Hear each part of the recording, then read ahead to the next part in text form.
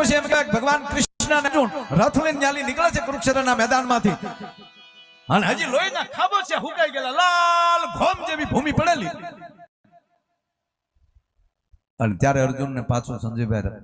અભિમાન આવ્યું અને ભગવાન કૃષ્ણને અર્જુન કહે છે કે નારાયણ આજ ભૂમિ ઉપર મેં બટા જટી બોલાવી દીધેલી બાણ ઉપર બાણ મેં છોડેલા મારી ભુજાઓની તાકાત તો જવો હજી લોહીના ખાબોચિયા માડ હુકાઈને લાલ ઘોમ જેવી મેં ધરતી બનાવી દીધી અને તેથી ભગવાન કૃષ્ણ એમ કહે છે કે અર્જુન રથ તેથી હું હાંકતો હતો તું ભૂલ ના કર અરે કે હોય પ્રભુ રથ આપ હાંકતા હતા પણ ભુજાઓની તાકાત તો મારી ને એવું છે રથ ઉભો રાખ્યો અને ઘોર જંગલ હતું હા અને તો હવે એક કામ કર્યા જંગલમાં જાતો અને પાછો આજ્ઞા કીધું હતા જવાનું કીધું એટલે પછી પાછું કેટલે જવું એ નહીં કઈ પરિણામ ના મળે ત્યાં સુધી પાછું ફરવાનું હોય નહીં અને અર્જુન પ્રવીણભાઈ જંગલમાં જાય છે